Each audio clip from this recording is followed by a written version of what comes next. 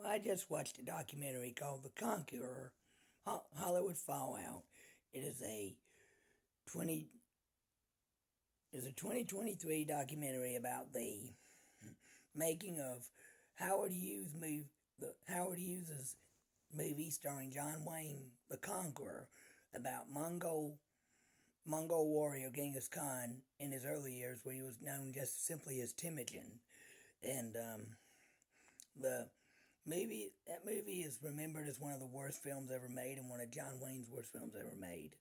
But and this movie also explores how the a lot of the cast and crew and a lot of people in the nearby neighborhood of St. George, Utah, were all affected by radioactive poisoning, radiation poisoning from a nuclear testing site in nearby Nevada. The a lot of the sand and the dirt in the deserts of Utah were radioactive, and it caused a lot of them to get sick from it. And even after they stopped filming the outdoor scenes and went back to Hollywood to film the interior scenes, they took some of the Howard Hughes suggested they take some of the dirt and stuff back with them to film desert scenes inside in the film studios, and the dirt and stuff the sand and dirt they used inside the film studio also that was contaminated also got a lot of people sick. And the documentary tells you how each one on cast member, John Wayne's, Susan Hayward, Pedro Armendariz, slowly got sick and from radiation poisoning and died. But Pedro Armendariz, he decided to take the quick way out, and he shot himself when he found out he was dying because he didn't want to go through that. And this this is a very sad documentary, and it's sad because I mean, if that film was never made, a lot of those people probably would have lived longer. And also, it also contains interviews with people who are all grown up now who lived with children when that movie was being made and lived in the town of St. George, and they were also affected by the radiation. And talks about how either them or one of their friends or family also got cancer as a result of it and died, and it's heartbreaking to hear what they go through. And but they also share some nostalgic memories of when that movie was made, like the cast and crew threw a charity baseball game benefit for them. And there's also a scene where they talk about when old Susan Hayward's birthday on set and John Wayne used his sword, he cut the cake.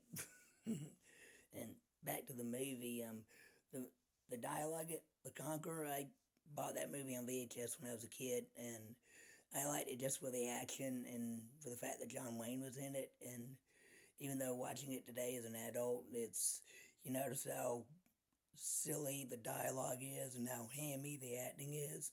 The movie is still a guilty pleasure for me because because of the other two reasons I just mentioned when I liked it when I was a kid.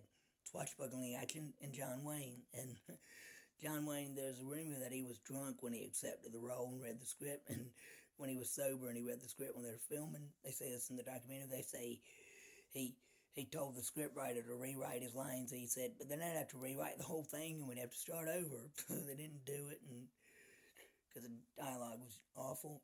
That's what he thought. And I think the main reason but he still did the role anyway. I think the main reason he still did the role anyway was because he wanted to portray a swashbuckling hero, which is something he's never done because he's known for he'd never done before because he was known for his shoot 'em up roles and fist fights and shootouts and war battles. So he wanted to do something different. And this movie was like a western set in the Mongolian era, and there was a lot of controversy, like with the casting being mostly white actors in playing Asian characters in yellow face, but that was a product of its time. And they said the documentary, they said the closest thing they got to Asian was was when they cast like Native American tribes live nearby as extras for the battle scenes. And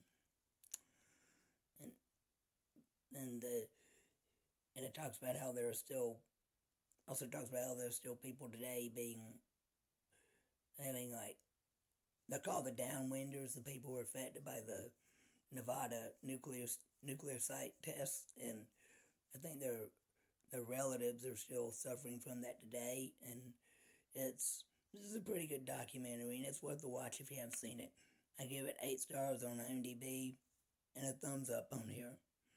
You can watch it for free on Tubi. All right, that's my review. Thank you and God bless, and have a good day.